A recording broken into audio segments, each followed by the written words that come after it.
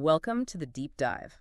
Let's get straight to it. Okay. We're looking at a pretty real possibility of a global tariff war kicking off in 2025.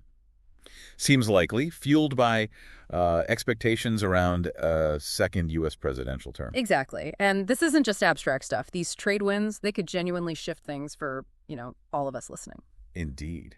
The signals we're seeing from various places, they really suggest quite a significant reshaping of international trade is coming. Absolutely. So to try and get a handle on it, we've really dug into a whole range of sources. A diverse mix. Yeah, like deep dives from global finance magazines, some sharp analysis from the South China Morning Post, academic work from Emerald Insight. There was that YouTube piece, too, for elite vehicles, so surprisingly relevant. Right.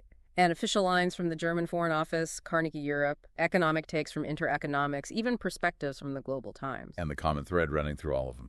Big changes. Big strategic shifts in trade are definitely brewing. These different viewpoints, they let us piece together a pretty comprehensive picture.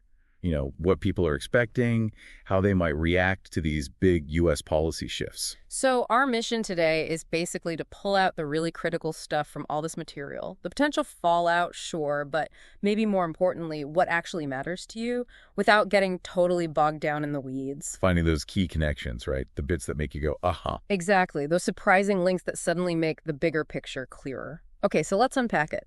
Starting with, the return of tariffs. Yeah. Now, tariffs, they're not exactly a new idea in the U.S., are they? No, not at all. You can go way back. George Washington, wasn't it? A 5% tariff on most imports back then. That's the one. But the tariffs we might be looking at soon, they feel different, right? A real shift in sort of modern U.S. strategy. That's correct. It's the potential scale and centrality. This anticipated administration seems to be making tariffs a core part of its trade plan. Which is a huge contrast to the, globalization trend we've basically seen since the 90s. A very stark contrast. And look at the last term tariff revenues. More than doubled. That tells you something. It really does. And what's striking is, for decades before that last wave, U.S. tariffs were actually, historically speaking, pretty low compared to the global average. Right. So this potential return, it marks a really significant departure from that long-term norm. And thinking back to 2018, those tariffs, they definitely caused some ripples, didn't they, in that very globalized market? They did. Though maybe the ultimate impact on overall trade levels wasn't quite as dramatic as some feared initially. Yeah, it was more like, what was that phrase? Sand in the wheels of global commerce. That's a good way to put it. Friction, disruption, but not a complete halt. And critically, they didn't actually shrink the U.S. trade deficit. No. Which is interesting because our analysis suggests that a lot of the big multinational companies, they kind of absorb those initial costs. Yes. Just squeezed margins. Squeezed margins a bit, yeah, and optimized their, very complex global supply chains. It showed how resilient those networks were. Or maybe how inefficient, in a way. Perhaps both. But it hints at just how high tariffs might need to go to really break those established systems. Okay, so looking ahead now, who's likely in the firing line this time? Well, the consensus seems pretty clear. China is the main target. Right. We're hearing figures like, 60% potential tariffs? That's the number being floated, yes. And even talk of revoking their permanent normal trade relations status. PNTR, which, just for listeners, basically means they get the same low tariff access as most other U.S. partners. Losing that would be huge. Absolutely massive implications. But it's not just China, is it? Europe looks quite vulnerable, too. Very much so. Europe's economy is so open, so reliant on trade, any major disruption hits them hard. And we're hearing concerns from top officials. Yes, people like the president of the German Central Bank, the ECB vice president, they're openly talking about a potential lose-lose situation for everyone involved. Serious warnings. And then there's North America. Right. Mexico and Canada, the threat was 25% tariffs on everything. Even though the rhetoric has maybe softened a bit recently? It has, but the threat itself created a lot of uncertainty, given how integrated those North American supply chains are, especially in things like automotive. Yeah, that could cause massive ripples across the whole continent, a real tightrope walk. Definitely. So if these tariffs do kick in, what's the likely reaction? Retaliation seems inevitable. Almost certainly. China, for instance, would likely go after U.S. agricultural imports. That's a common target area. Hits right at key sectors. Exactly. And we might also see moves like allowing the yuan to weaken to kind of offset the tariff impact. And we saw this last time, right? Europe and the UK didn't just sit back. No, they went after iconic U.S. goods, motorcycles, certain types of whiskey. Symbolic targets as well as economic ones. Precisely. These measures often aim for both economic impact and political resonance within the country imposing the tariffs. Okay, so that brings us to Europe's potential response this time. There's a lot of worry, obviously, but also maybe some political instability. France, Germany, that adds complexity. It does add another layer of uncertainty. Yeah. But the EU has been developing this concept, open strategic autonomy. Right, let's unpack that. It's about finding a balance, isn't it? Exactly. Trying to be resilient, competitive, strengthen their own base, but stay open to cooperation where possible. So it has different pillars. Sort of three main ones, yeah. Being proactive, strengthening their own industries and supply chains. Being defensive, having tools to counter unfair practices. And seeking cooperation with global partners.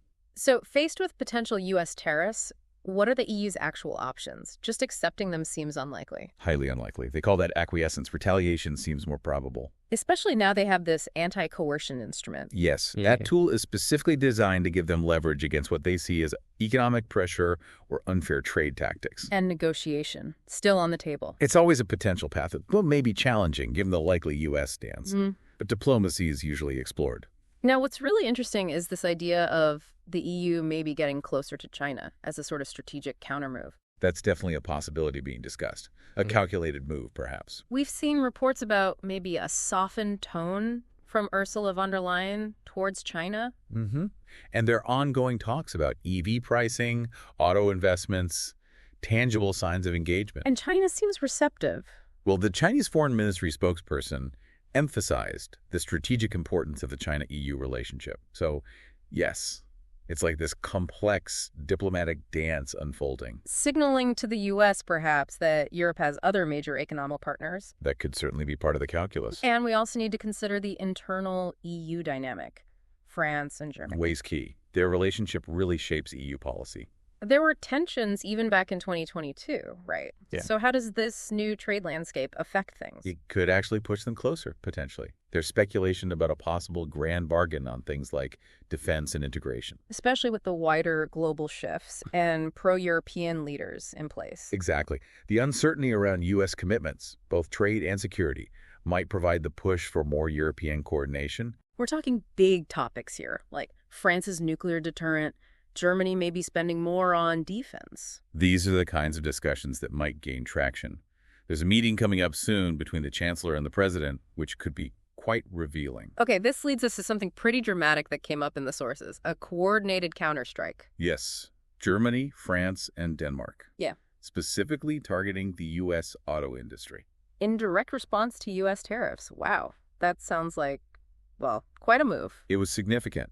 The coordination between these key European countries was the striking part, not just symbolic. A calculated, unified strategy aimed right at a major U.S. sector. That's right. And the thinking behind it. They saw the U.S. policy as reckless, unilateral, a threat to the whole global economic order. So it wasn't just about the economics. No, it was also about showing European resolve, demonstrating they have clout on the world stage. By hitting the auto industry so symbolic, so interconnected globally, they wanted to highlight the potential for serious mutual damage. Okay, and how did they do it? The mechanism. It was quite specific, targeting critical supply chains, imposing reciprocal tariffs on key components and on vehicles heading to the U.S. Designed to disrupt things, make U.S. manufacturers feel the pain? Exactly. The goal was clearly to force a rethink of U.S. policy, to get negotiations happening from a position of, well, greater equality. The significance, then, is huge. It showed they were willing to defend free trade principles. And it showed the power of a united economic front, a clear signal that unilateral actions can trigger coordinated, powerful responses. It really underscores the limits of going it alone in trade policy today. Precisely. Even smaller, strategically important players, when acting together, can mount a really impactful response. Okay, let's zoom out again. Broader global picture. What are the wider implications of all this potential change? Well, one major prediction is intensified deglobalization. That trend seems to be accelerating anyway. It does, and widespread tariffs and retaliation would likely speed it up even more, pushing towards more regional, more localized supply chains. And yet the OECD is still forecasting some growth in global trade volume. A modest rise, yes. But crucially, they're also highlighting the increasing risks from these trade tensions. So growth, but fragile growth. Highly vulnerable to disruption. That seems to be the picture. Underlying activity is there, but it's precarious. And in this shifting landscape, are there potential winners and losers emerging? It's looking like countries such as Mexico, maybe Vietnam, could potentially benefit. How so? Supply chains shifting. Exactly. As companies try to diversify away from tariff risks, places with good trade links to both the U.S. and China, or attractive manufacturing bases, could see more investment. And what about the big corporations, U.S. companies, Chinese companies? How are they adapting? They're definitely preparing. U.S. firms seem focused on bracing for disruptions. Chinese companies, meanwhile, are actively looking at overseas markets, diversifying where they produce things, building resilience. Makes sense. Taking proactive steps, building more geographically diverse supply chains. Reducing reliance on any single country, adjusting their global manufacturing footprint. And we're even seeing these tensions spill over into the WTO, right? Disputes about subsidies, tariffs. Yes, those clashes really highlight how strained the rules-based global trading system is right now, especially when major powers resort to unilateral actions and disagree on basic principles. Okay, finally, let's talk economics, the consequences. What's the general view among economists about tariffs? Overwhelmingly negative, generally speaking. Because they increase costs for consumers. Right. They tend to fuel inflation, distort supply chains, lead to inefficient use of resources, basically reduce overall economic well-being. And there's talk of potentially big GDP losses globally if things really unravel. Yes, if there's a major trade dislocation, the impact on global GDP could be significant. And just to circle back to a key point, those previous U.S. tariffs, they didn't actually fix the trade deficit. No, they really didn't. It highlights the limitations of tariffs as a tool for that specific goal. And now we're looking at potential direct harm to specific sectors again. U.S. automakers' profits. Definitely vulnerable. And retaliation against U.S. agriculture seems almost guaranteed. Plus, those disruptions we already saw in the auto supply chain from that European counterstrike. Exactly. Sectors heavily involved in global trade are right on the front line for both the direct and indirect impacts. And the view from the European Central Bank, not exactly rosy. No, they're forecasting reduced economic growth and also lower inflation. Which, in this climate, lower inflation probably isn't the good kind. Likely reflects the broader slowdown and uncertainty linked to rising protectionism. So, summing it all up, it really feels like we're standing on the edge of a major shift in global trade. Driven largely by this potential return of U.S. protectionism, yeah. But it's about much more than just the tariffs themselves, isn't it? Oh, absolutely. It's about shifting alliances, exposing economic vulnerabilities. It's about the whole future of global economic cooperation.